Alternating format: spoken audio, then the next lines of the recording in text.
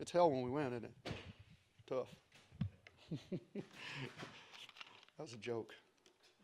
I don't know if that landed well, but As conference play is set to begin, there's hope once again in the town of Lawrence, Kansas, as the University of Kansas football team rides its first winning streak in 7 years when they started out 2-0 in 2011. The Jayhawks are riding this high behind some excellent groundwork by freshman running back Pooka Williams, as well as a defensive resurgence under coordinator Clint Bowen, and led by players like Joe Dineen, Mike Lee, Bryce Tornaden, and Daniel Wise. Coach Beatty gives a lot of credit to his coaching staff for the success they have found thus far. I just want to take my hat off to our staff.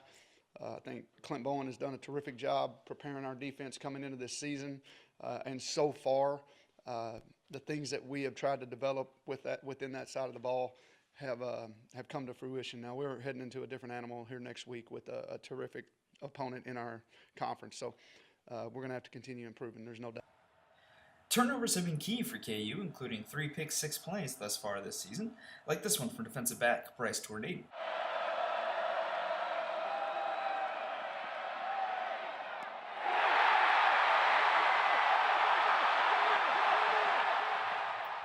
Pooka Williams has been a revelation for Kansas thus far, and head coach David Beatty finds a lot to like about the talented young freshman.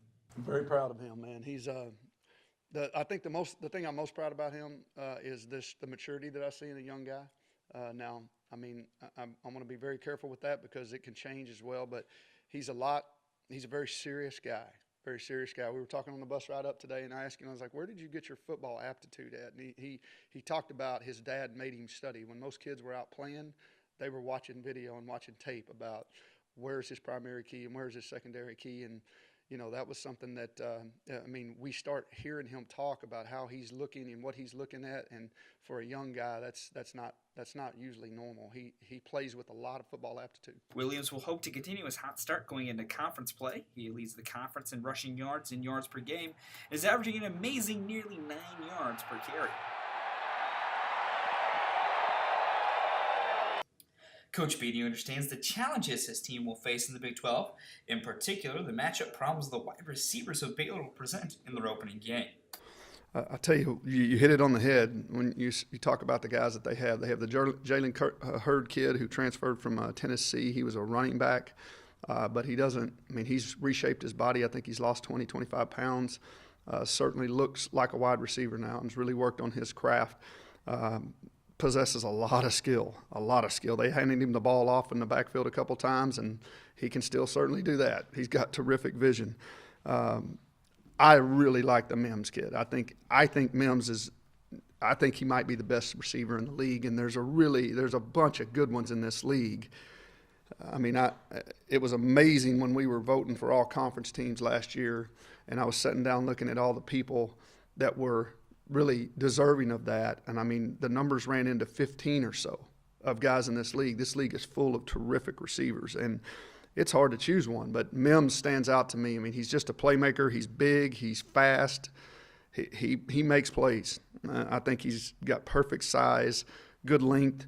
I know he didn't play last week, but competitors like that, you know, they get well. He'll be out there Saturday, I'm sure. Chris Platt played for a guy that coached for me. You know, and this kid has been around forever. I mean, I love him because I know him pretty well, and I hope that he has a great career after this. But I was hoping he'd graduate and move on, but he's still there, and he's a track guy that can really run.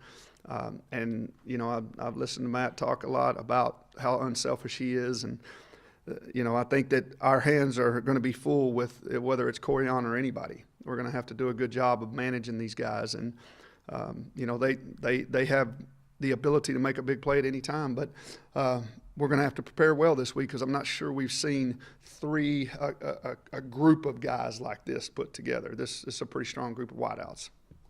Overall, Kansas will head into conference play in prime position to make a splash. They match up well with a Baylor defense that was gashed on the ground against Duke last weekend. If Kansas can commit to running the football, get clean, solid play from Peyton Bender and Miles Kendrick, and force Baylor to turn the ball over, a 3-1 start and Beatty's second conference win are easily in reach. Depending on the outcome of Saturday's game, special things could be coming to Lawrence, Kansas.